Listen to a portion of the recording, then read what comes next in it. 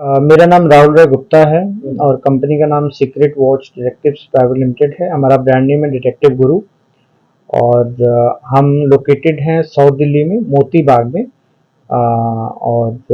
हम काम करते हैं पैन इंडिया और अब्रॉड में भी करीब 165 कंट्रीज में हमारे एसोसिएट्स हैं। तो हम वहाँ पे काम करते हैं और 1999 में हमने ये कंपनी स्टार्ट की थी। सर मार्केट में ना कई मतलब फिर डिटेक्टिव फेक डिटेक्टिव जो होते हैं मतलब ये आपके ऊपर लोग कैसे ट्रस्ट करें मतलब ये जेन्युइन है। देखो मैं तो सर आया हूँ मुझे पता चला है तो मैंने आपका ऑफिस पूरा अच्छे से देखा मेरे को तो लगा कि हाँ भी बिल्कुल जेन्युइन है। आप जैसे मोटिवेट करते हैं समझाते हैं तो लोगों को थोड़ा सा इसके बारे में बताइए सर। बताइए जैसे आप मुझे गाइड कर रहे थे ठीक है आप लोगों को बताइए सर। लोगों के मन में काफी डर रहता है सर डिटेक्टिव को लेके कि लोग पैसे ले लेते हैं फिर उसके बाद वर्क नहीं करते हैं तो इसके बारे में ज्यादा सर। देखिए, मार्केट के अंदर 3 टाइप के डिटेक्टिव्स हैं। एक सेलिब्रिटी डिटेक्टिव्स हैं जो बहुत बड़े केसेस होते हैं, हाई प्रोफाइल केसेस होते हैं, वो इन्वेस्टिगेट करते हैं। एक हम जैसे डिटेक्टिव होते हैं जो normal cases, middle class, upper middle class families के केसेस देखते हैं, कॉर्पोरेट केसेस देखते हैं। एक जैसे आपने फेक बोला, फेक तो नहीं मैं कहूँगा, वो मतलब ऐसे होता है, नाइट फ्लायर्स होते हैं जो रातों रात डिटेक्टिव बनते हैं। किसी एक डिटेक्टिव एजेंसी में गए, उन्होंने 2 4 10 दिन 20 दिन 1 महीना 4 महीने 6 महीने काम किया, तो उनको लगा कि इसमें तो बड़ा पैसा है तो हम शुरू कर सकते हैं। क्योंकि अभी इंडिया के अंदर डिटेक्टिव्स को लेकर के कोई रूल रेगुलेशन है नहीं है। कोई भी पर्सन चाहे तो वो डिटेक्टिव एजेंसी ओपन कर सकता है, अपना एक फोन नंबर हो उनके पास, कहीं गूगल में एडवर्टाइजमेंट हो या जस्ट डायल में एडवर्टाइजमेंट हो, तो वहां पे उन्होंने एडवर्टाइजमेंट डाली और अपना काम शुरू कर दिया। बट उससे कोई ट्रस्ट बिल्ड नहीं होता।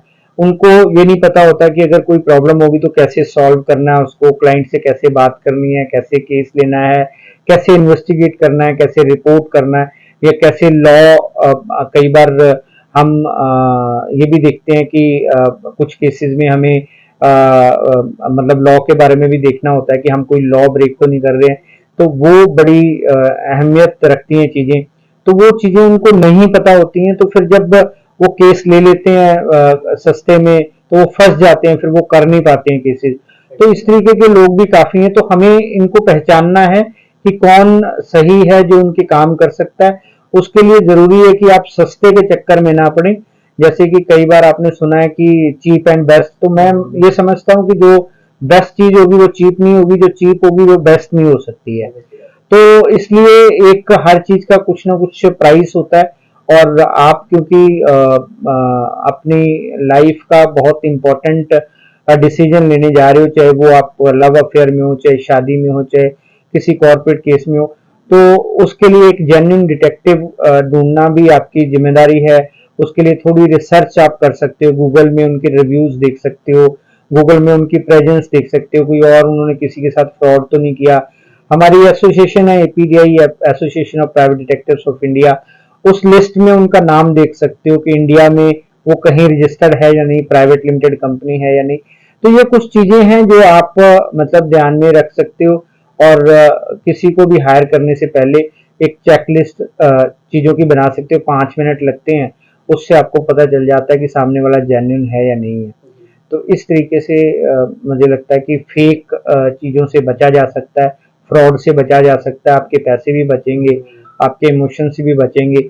और हमें, हमारा जो फील्ड है वो ग्रोइंग फील्ड है। अभी हम स्ट्रगल कर रहे हैं कि लोग हमें पहचाने, लोग हमारे पास प्रॉब्लम्स लेके आते हैं, वो हम उनके लिए काम करें। तो लेकिन जब इस तरीके की चीजें होती हैं तो इसमें हमारा सबका, जो हम जेन्युइन काम कर रहे हैं, तो हमारा नाम भी खराब होता है। हम नहीं चाहते कि हमारा नाम खराब हो। तो इसलिए हम सभी क्लाइंट्स को भी अपील करते हैं कि वो थोड़ा सा टाइम निकाल करके और सस्ते के चक्कर में ना फंसें, और वो एक जेन्युइन डिटेक्टिव के पास जाएं, किसी के पास भी जाएं, तो और अपनी सर्विसेज लें उनसे। सर यहाँ पर मैं कुछ न्यूज़ आर्टिकल देख रहा हूँ सर इनके बारे में जी, बताइए सर। ये न्यूज़ आर्टिकल्स बेसिकली हमारे न्यूज़पेपर में जो रिपोर्टर्स आते हैं वो हमारे बारे में लिखते हैं, हमारी सर्विसेज के बारे में लिखते हैं, वो सब है।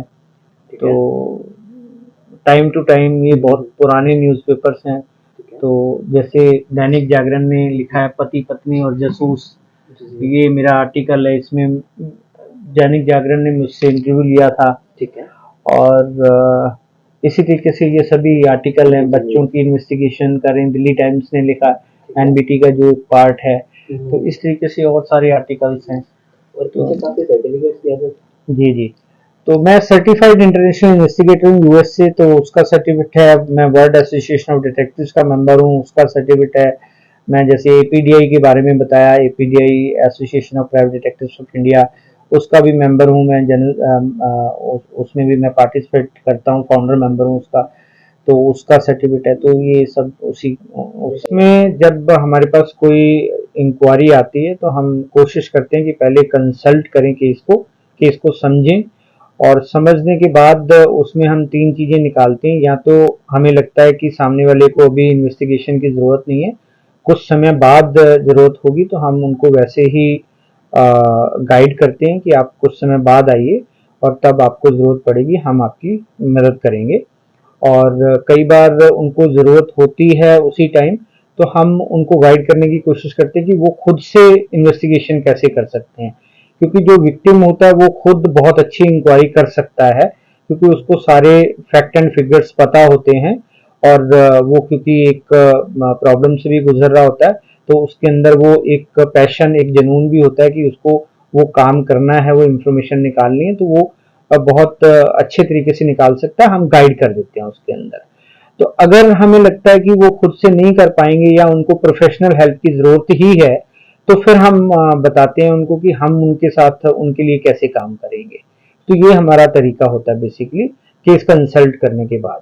जैसे मैंने बताया कि पर्सनल केसेस भी आते हैं, कॉर्पोरेट केसेस भी आते हैं। तो पर्सनल केसेस में बहुत सारे केसेस ऐसे होते हैं जो मैट्रिमोनियल से रिलेटेड होते हैं, शादी से पहले या शादी के बाद बच्चे की कस्टडी के केसेस होते हैं। और कई बार सर्वेंट वेरिफिकेशन से रिलेटेड, सर्वेंट से रिलेटेड केसेस होते हैं, थेफ्ट से रिलेटेड केसेस होते हैं। और कई बार जो स्कूल गोइंग बच्चे होते हैं या कॉलेज में जा रहे होते हैं बच्चे, उनकी कुछ इन्वेस्टिगेशंस होती हैं। या मतलब कोई घर में अगर चोरी हो गई है या कुछ इस तरीके की चीजें हो गई हैं, तो उस तरीके के भी काम हम देखते हैं। और कॉर्पोरेट्स में बहुत सारे केसेस होते हैं जो हम देखते हैं बेसिकली। जनरली जब हम केस कंसल्ट कर रहे होते हैं तो हमें उसकी जेन्युइनिटी पता चल जाती है, और उससे पहले उनका फ़ोन नंबर भी हमारे पास होता है, पूरा नाम भी होता है, और डिटेल भी होती है कहाँ से वो आए हैं, क्या उनकी इंक्वायरी है। तो जो कंसल्टेशन बुक होती है वो तभी बुक कर पाते हैं जब हमें लगता है कि जेन्युइन क्लाइंट है और जेन्युइन तरीके से वो आ रहा है। नहीं तो कोई भी ऐसे टाइम पास करने को देखो कोई भी आएगा नहीं वो, क्योंकि कंसल्टेशन के भी हम चार्ज करते हैं।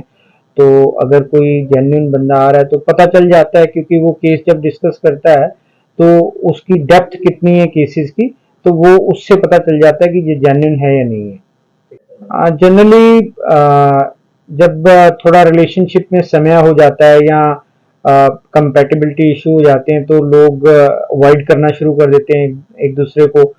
तो उसमें फिर या तो वो जो भी पर्सन है वो अपने दोस्तों से कंसल्ट करता है, या उसको प्रोफेशनल हेल्प लेनी होती है तो हमारे पास आते हैं वो, तो हम उनके साथ डिस्कस करते हैं। जैसे मैंने पहले बताया कि कई बार हम उनको बताते हैं कि आपको इन्वेस्टिगेशन की ज़रूरत नहीं है, या आप खुद क्या कर सकते हो, वो हम गाइड करते हैं। और अगर हमें लगता है कि हम प्रोफेशनल हेल्प कर सकते हैं, तो फिर हम उनको बताते हैं कि आपकी कैसे हेल्प करेंगे और उसमें क्या चार्जेस लगेंगे और कितना टाइम लगेगा। तो उस तरीके से हम करते हैं। जैसे कोई अदर स्टेट का पर्सन है, उसको आपकी हेल्प चाहिए, तो आप कैसे उसकी हेल्प कर सकते हैं? मतलब कि वो यहाँ पर विजिट नहीं कर सकता, बैंगलोर का है मान लीजिए, तो आप उसकी कैसे हेल्प कर सकते हैं? वो हमसे फोन पे बात कर सकते हैं, वो हमसे ईमेल के थ्रू बात कर सकते हैं, वो हमारे साथ वीडियो कॉन्फ्रेंसिंग के थ्रू, वीडियो कॉल के थ्रू बात कर सकते हैं, अपना केस, अपना प्रॉब्लम डिस्कस कर सकते हैं, कंसल्ट कर सकते हैं। तो ज़्यादातर केसेस हमारे पास ऐसे ही आते हैं। मतलब लोग ऑफिस भी आना पसंद करते हैं, तो जो लोग ऑफिस नहीं आ सकते हैं तो वो फ़ोन के थ्रू हमसे सर्विसेज ले सकते हैं, तो उसमें कुछ भी प्रॉब्लम नहीं है। Office Monday to Saturday open होता है। हालांकि जो फील्ड एजेंट्स हैं वो 24/7 काम करते हैं, जब भी ज़रूरत होती है तो हम काम करते हैं। लेकिन जो ऑफिस का है वो मंडे टू सैटरडे सुबह 10 से 7 बजे तक टाइमिंग होता है, और यहाँ तक लोकेशन मेट्रो स्टेशन की बात है तो हम साउथ दिल्ली में हैं, पिंक लाइन के ऊपर हैं और यहाँ पे Durgabai Deshmukh south campus metro station है, उसके पास है हमारा ऑफिस।